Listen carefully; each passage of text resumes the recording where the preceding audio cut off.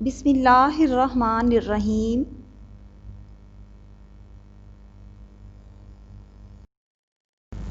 السلام علیکم students, how are you all?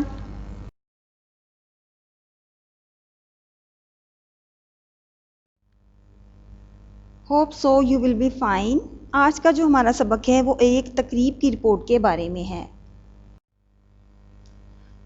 Report کی تقریب کے بارے میں جاننے سے پہلے ہمارے لیے سب سے پہلے رپورٹ کے بارے میں جاننا بہت ضروری ہے، تو اس کے لیے ہم سب سے پہلے رپورٹ کی تعریف پڑھتے ہیں۔ رپورٹ کے معنی ہیں کسی چیز کے بارے میں بتانا، بیان کرنا یا منظر کشی کرنا۔ منظر کشی کیا ہوتا ہے؟ کسی بھی چیز کو بیان کرنے کے لیے ایسے الفاظ کا استعمال کرنا کہ حقیقی منظر ہماری آنکھوں کے سامنے آ جائے۔ اس سے پہلے ہمیں رپورٹ کو لکھنے سے پہلے اس کی خصوصیات کا جاننا بھی ہمارے لیے بہت ضروری ہے۔ اس کے لیے جو ہے نا ہمیں سب سے پہلے تو اس بات کو جاننا ہوگا کہ رپورٹ جو ہے وہ حقیقت پر مبنی ہو اور قابل فہم ہو، یعنی کہ رپورٹ میں جھوٹ سے پرہیز کیا جائے اور تمام لوگوں کے لیے اس کو سمجھنا آسان ہو۔ اس کے بعد نمبر 2 پہ ہے واقعات کا تسلسل۔ واقعات کا تسلسل سے مراد یہ ہے کہ ایسا نہیں ہونا چاہیے کہ بعد میں بتانے والی بات کو ہم آغاز میں بیان کر دیں اور پہلے بتانے والی بات کا ذکر بعد میں کیا جائے۔ اس میں ایک تسلسل ہونا چاہیے، یعنی کہ رپورٹ لکھتے وقت ہم نے دیکھنا ہے کہ کون سی بات ہم نے آغاز میں بتانی ہے اور اس کا پراپر کس طریقے سے ہم نے اس کو ترتیب دینا ہے، کس طریقے سے اس کو منظم کرنا ہے اور کیسے اس کا باقاعدہ طریقے سے جو ہے نا اختتام کرنا ہے۔ اس کے علاوہ رپورٹ کو لکھتے وقت ہمیں اس بات کو بھی مد نظر رکھنا ہوگا کہ رپورٹ جو ہے وہ دلچسپ ہو لیکن مختصر ہو، ٹھیک ہے؟ اگر دلچسپ نہیں ہوگی تو پڑھنے والا اس سے بوریت محسوس کرے گا، اور اگر یہ بہت زیادہ طوالت اختیار کر جائے گی تو پڑھنے والے کا وقت کا بھی ضیاع ہوگا اور اس میں جو ہے نا دلچسپی کا باعث نہیں ہوگی یہ پڑھنے کے والے کے لیے۔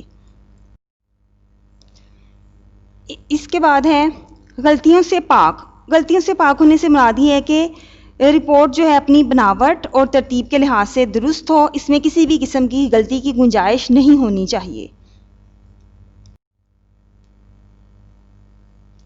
آج میں جس شخصیت پر مبنی رپورٹ آپ کو بتانے جا رہی ہوں وہ ہے عبدالستار ایدی۔ عبدالستار ایدی کے بارے میں کون نہیں جانتا، جنہوں نے اپنی تمام تر زندگی انسانوں کی خدمت میں اور دکھی اور نادار افراد کی مدد کے لیے گزار دی۔ جب میں عبدالستار ایدی کی خدمات کے اعتراف کے حوالے سے منعقدہ تقریب میں گئی تو وہاں کئی لوگ موجود تھے۔ تقریب کا آغاز تلاوت قرآن پاک سے ہوا۔ تلاوت کرنے کے بعد ایک طالب علم نے نعت رسول مقبول پڑھی۔ ایک لڑکا سٹیج پر آیا اور اس نے عبدالستار ایدی کی خدمات پر روشنی ڈالی۔ اس تقریب میں ایدی صاحب کی خدمات پر روشنی ڈالتے ہوئے بتایا گیا کہ یتیموں کے سر پر ہاتھ رکھنا ہو، بھوکھوں کو کھانا کھلانا ہو یا پھر زخمیوں کو ہسپتال پہنچانا ہو، عبدالستار ایدی نے ہر طرح سے انسانیت کا حق ادا کیا۔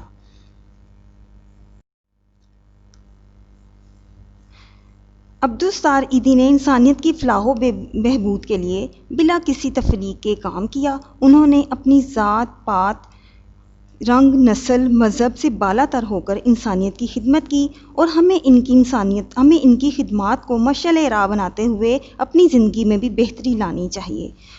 ان کی بے پناہ خدمات کے اعزاز میں حکومت نے انہیں تمغہ امتیاز سے بھی نوازا۔ اس کے ساتھ ہی آج کی ہماری رپورٹ کا اختتام ہوتا ہے۔